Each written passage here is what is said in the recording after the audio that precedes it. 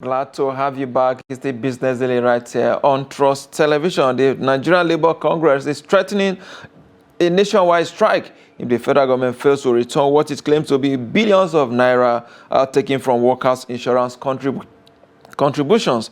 It's also demanded that the government fill the leadership gap in the country's pension regulatory commission within 1 week. That's the notice that the NLC has given the federal government. The NLC also accused the federal government of siphoning 40% of contributions from the Nigerian Social Insurance Trust Fund into the national treasury. How possible is this assertion? It's a very huge allegation there. Let's get some perspectives to this. I'm being joined now virtually by Malam Sani Mustapha, is a senior technical advisor of COPHERA. He joins me virtually from Abuja here. Malam Mustapha was the immediate past director of corporate services at PITAD. Good morning, Malam Mustapha. Good morning, Mr. Yusuf Akogu. Thanks for joining us. Can you hear me? Yes, I can hear you loud and clear. Okay, so the Nigerian Labour Congress is, is laying a very strong allegation against the federal government of diverting the, 40% of pension fund contribution. What is your take? Do you think NLC is acting based on ignorance, or they have access to some classified information? How do you on how pension are being managed? What do you think?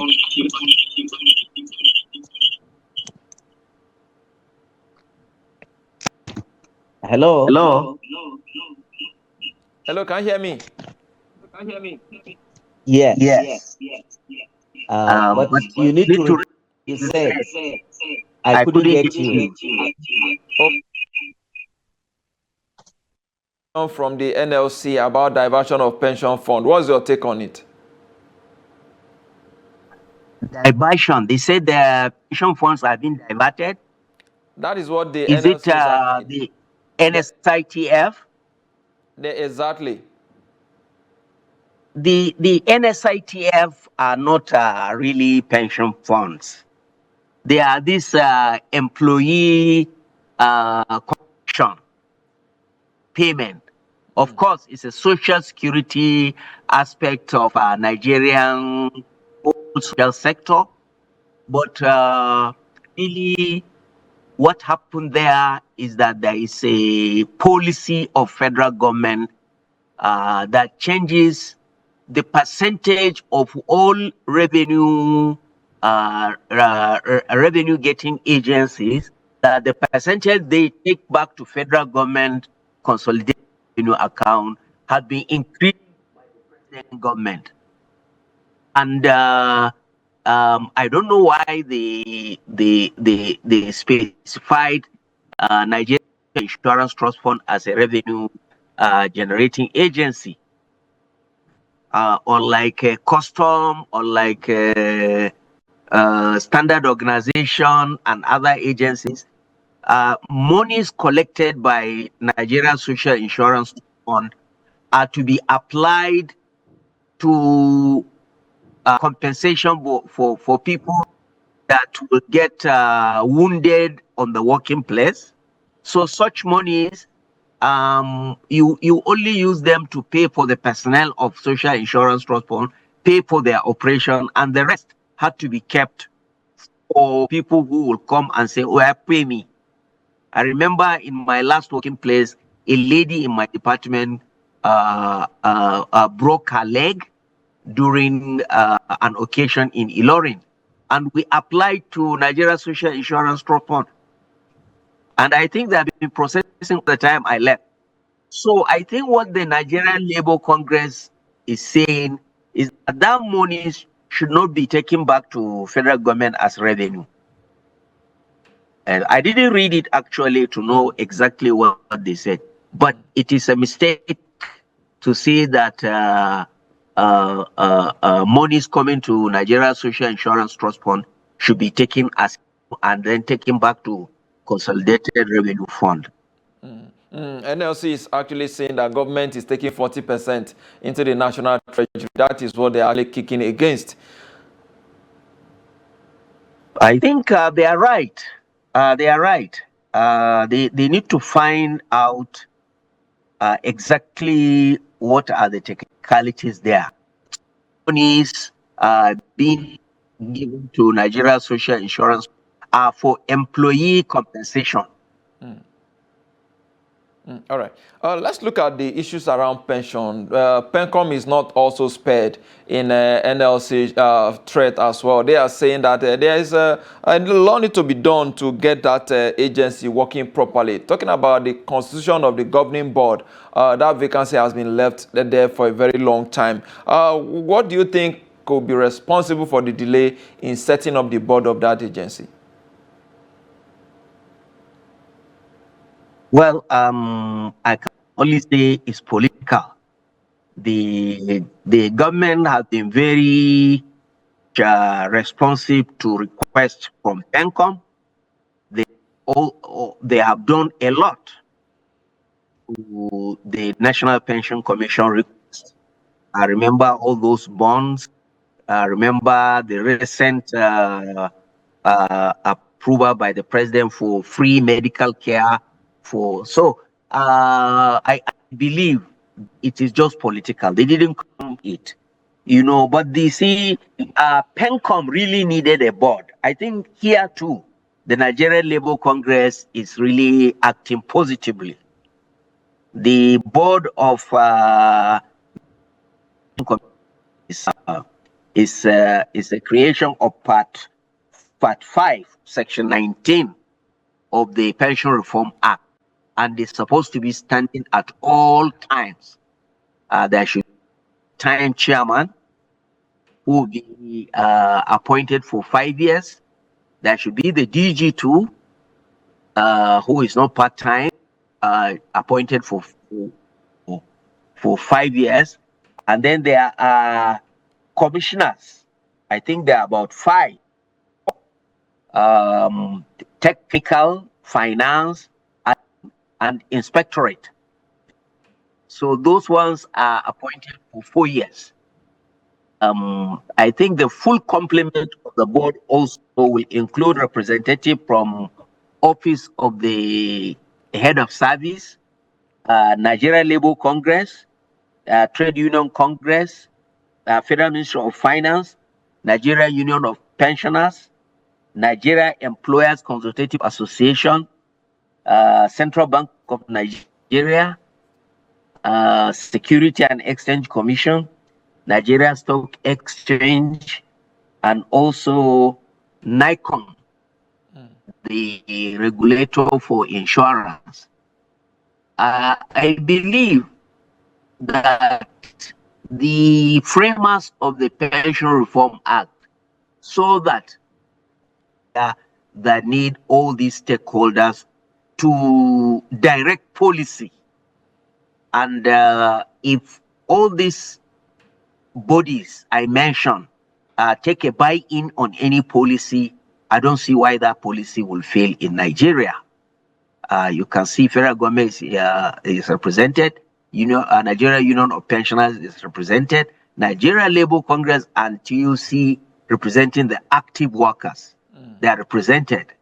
So for any policy to get a buy-in from these bodies, definitely it will succeed. And that is what the original framers of the Pension Reform Act envisage, and they put them in the board of National Pension Commission. Very big board with representative from all over Nigeria, and it is said that they must make sure that all the geopolitical zones are represented in the board, and that is what has been happening since inception. All right. Quite a whole lot of detail, an elaborate explanation you provided there. But let's look at the damage that may have been done with the absence of this board. A lot of people, like the NLC, they are accusing the DG of running a one-man show. Or a one-woman show, so to say. I will not agree to that. I know in PENCOM, the management is also represented by the directors of each department, and all Nigerians are represented in that management cadre. Also, PENCOM, it's not possible for the DG to run a one-man show, because there are the operators and there are other stakeholders. But I believe that to have a wholesome policy direction, the board must be in place. Probably the federal government is overwhelmed, but I think I heard that very recently there was an appointment of a former banker to the position of the chairman. To be very frank, I was thinking that it will be the caliber. I don't know the person that was appointed, but if you look at it through history, Mr. Fola Adiola was the first chairman, followed by Chief Oluole Adioshun, and then Alaji Ahmadu Adamu. There is also Dr. Oyinda Sola Oleremi Oni. There is also the new chairman. But I think, personally, I would have thought that a very high, placed politician, a former governor, former Senate president, should be the one to be appointed as chairman of PENCOM, because the DG provides the technical know-how. The chairman should be like among the boys with the National Assembly, with ministers, and other top people in the economy and in the political cycles. Because really, PENCOM is fighting a very big war with some stakeholders like the legislators, who do not really understand the positive work that the contributory pension is being done. See people there who look at anything and then bring it up fast that this thing is not working. But the contributory pension is really working. So it is my personal belief that a very top politically should have been appointed to that position, so that when all these arrows are being sent against PENCOM, he should be able to talk to them and make them understand. That's my belief. Well, that's a very good suggestion there. I'm sure the government is listening to you, and of course they'll decide on who is suitable for that very important position.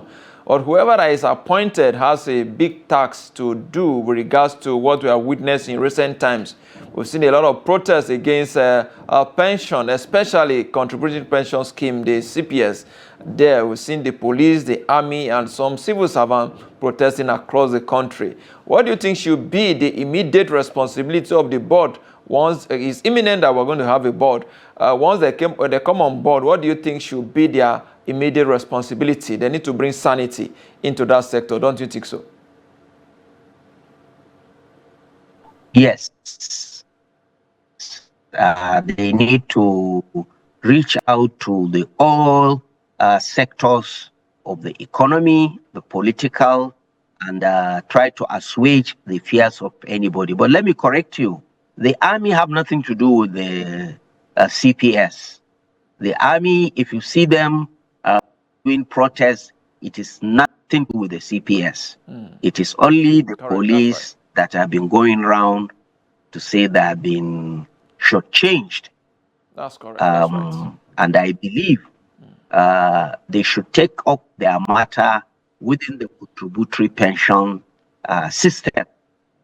Now, what I always that when you have an issue, somebody, and you go to court, and that person doesn't have anything, only his relations told you that next year they are going to bring out money. Then, in case with somebody who have money in his pocket, which one do you stand a better chance? It's better for you to have somebody who already have money in his pocket. So the contributory pension, as I have been saying ab initio, is a scheme that is well funded. Maybe what you are getting, you know, you look at it and said it is small. Take it as a policeman, they can increase their contribution. The federal government can even contribute 100% from their cost, but it needs contributory pension. Even those people, the top people that they maneuver from the contributory pension, is against the Constitution. It's against the Pension Act. They should all come under the contributory pension, and then the federal government can be paying money for them to be paid to you know, it is the real those Lugard thinking, native authority thinking, that make people to think that only government can provide for them. It's true. Even government depends on the economy to get their revenue. So if an agency is relying on the private sector to provide a service, and I think that is a good one, because the contributory pension, a win-win, is a win-win scheme. All right. It's indeed a win-win thing. But let's look at where some of the standoff actually did started from. In July, talking about last month, we saw a coalition of labor unions in Ogun State. They gave the state officials at the time 72 hours to halt the planned rollout of CPS, talking about contributory pension scheme in Ogun State, citing a 17-year backlog of unpaid contributions worth over 82 billion naira. They call for a return to the old pension system or a delay until the arrears are being cleared. But let's also not, look at the fact that even PENCOM too have also been speaking. The head of corporate communication, Ibrahim Buwal, did say that the appointment of a governing body is a matter for the federal government rather than the regulator. So we need to actually clear that. But with regards to some kind of opposition to the CPS, what do you make on that? Will you describe it as a success? The CPS is a success, no matter how you look at it. In fact, I would say it is one of the, one of the things that are making Nigeria shine all over the world. People come from African countries to study how we manage this CPS area. And I must thank all the management and staff come from inception for guiding, despite oppositions, despite the arrows, despite the hate, despite the wrongful information that has been paraded. This scheme has been growing from strength to strength. I can tell you, many of the accusations are from the point of not being aware of what is happening.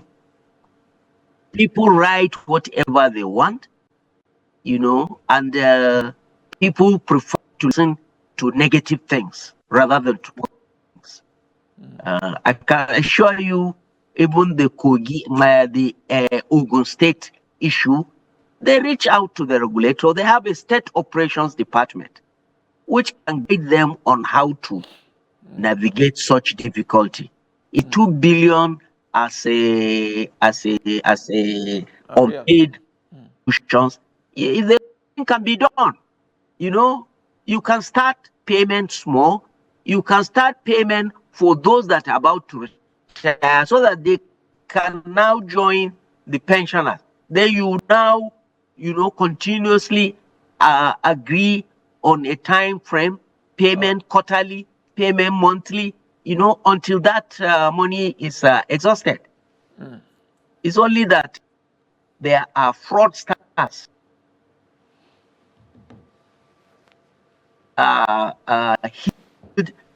fraudsters that do not want this transparent system. They prefer the old defined benefit where they can be recycling pensioners, payment of bills that do not reach the pensioners. People have to be very careful. In terms of public enlightenment, don't you think PENCOM need to do more? We keep talking about it. A lot of these contributors are not even aware that they earn what they contribute at the end of the day. Don't you think PENCOM need to step up in terms of public awareness? We'll be speaking about this. I will have to agree with you. Awareness to be done by PENCOM can be done more. More awareness need to go in. More stakeholders need to be brought in. I believe the new DG with her management team are going to roll out a lot of awareness program this year and next year. I can assure you. They know that they are fighting a very big body of fraudsters who do not want this scheme. Yes, there are people that in positions of authority who prefer to go back to the old system where the liability, the pension liability is equaling to the national budget of the country. They don't care. They don't care. You see, but the contributory pension has removed such, and we are now on a very sound footing as far as pension is concerned in Nigeria. The workers, retired workers, are very happy. They're getting their money as at when you can't talk to them about going back to the old ways, because the old ways, they don't even have a pension. To do more. Indeed, PENCOM need to do more in terms of public enlightenment, which indeed very key for us to be able to create awareness for these people who are indeed contributing their money every month to this account. I must thank you, Malam Sani Mustapha, Senior Technical Advisor at COPHERA, former Director of Corporate Services at PTED. I must thank you for your time on Business Daily today. We appreciate your contributions. Thank you very much, Mr. Yusuf Akogu. Thank you very much. Away from that, now we look at the federal allocation received by state of the Federation from January to June 2026. It is a huge number that has been received. These monies is so much. If you look at what the Minister for Finance, Mr. Awolede, did mention, that has so far been sent to state as part of FAC allocation so far. Over 7 trillion naira there so far received by state of the Federation. Let's look at how this money are being shared according to state. We'll start from the south region of the country, where local government, with states and of course the local government inclusive of this fund. We have the River State topping that chart there from the south region, 374.56 billion naira they have received so far. There followed closely is Delta State. Delta States have received 368.75 billion naira, which is a very huge amount. Akwa Ibom State received 309.15 billion naira. Bayelsa State take home 259.94 billion naira. Of course, Edo State 138.34 billion naira, and of course the Cross River State received 106.34 billion naira. Indeed, Cross River State received the least in terms of FAC allocation between the month of January and of course 2025 to June 2025, right, which is indeed a very huge number there. Of course, if we go down to the southwest, Lagos State has received 464 billion naira since President Tinubu came into power. Oyo State 196.23 billion naira. Ondo State 138.71 billion naira. Osun State 133.29 billion naira. Ogun State 108.88 billion naira, and of course Ekiti State have received 97.73 billion naira. Talking about what has been received by the southwestern states so far with regards to the FAC allocation there. If you go to the northwestern part of the country, Kano State is topping the list there, 250.76 billion naira they received. Katsina State 182.11 billion naira. Jigawa State received 157.23 billion naira. Kaduna State 150.58 billion naira. Sokoto State 141.32 billion naira, and Kebbi State 133.11 billion naira. Zamfara State completing the northwestern states, the 115.48 billion naira. The least amount being disbursed to that part of the country. They're talking about the southwestern state there in Nigeria. The northeast of Nigeria received Borno State 161.91 billion naira. They have received Bauchi State 132.87 billion naira. Adamawa State have taken home 128.81 billion naira. Yobe State 115.45 billion naira. Taraba State 112.60 billion naira, and Gombe State 93.47 billion naira they have received from FAC allocation in 2 years up to June since President Bola Ahmed Tinubu came into power. What have they done with this money?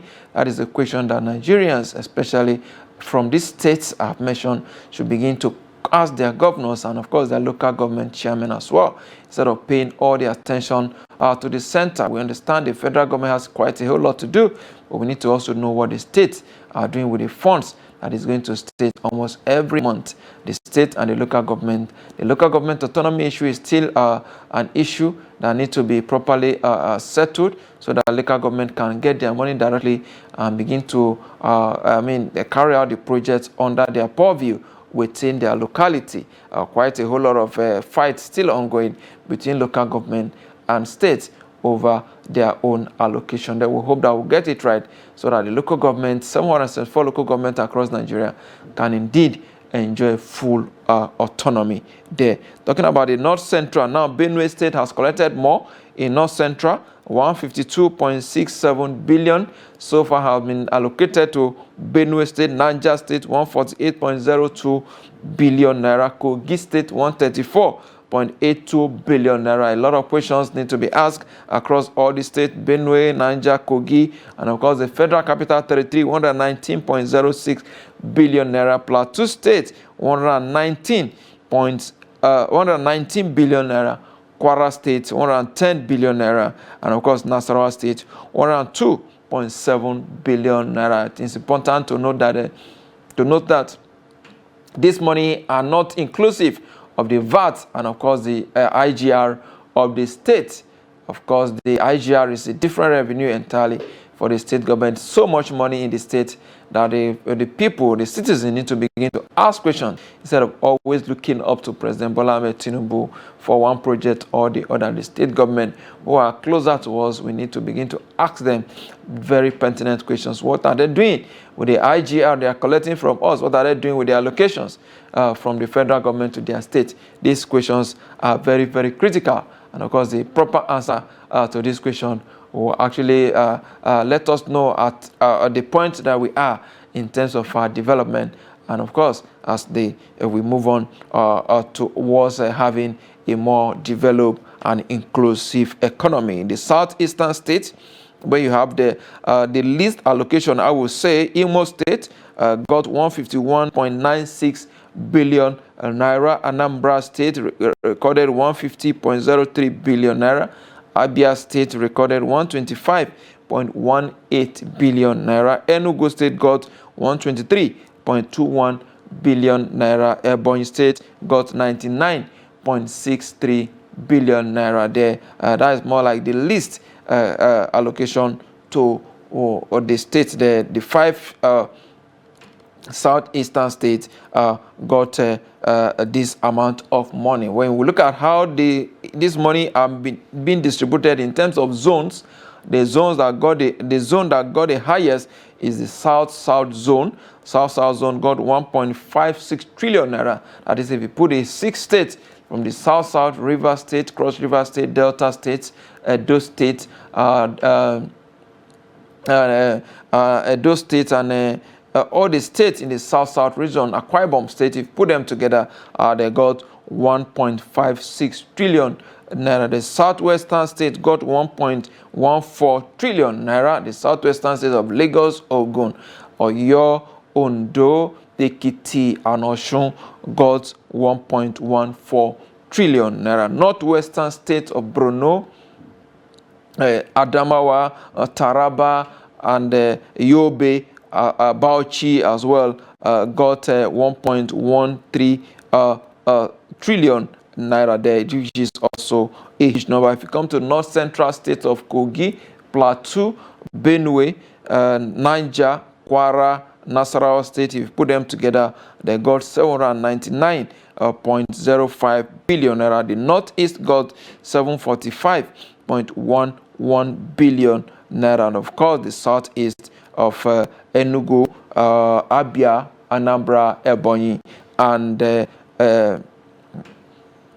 Imo State got 650.02 billion naira. Like I said, so much money is going to the state. We need to begin to interrogate some of these state governors, what they are indeed doing with our funds. And of course, we also know that there is going to be a review of the formula that is being used for this allocation as well. That is also being done by RAMFAC as we speak. Whatever comes out of it, we hope it will benefit not only the state and the federal government or the local government.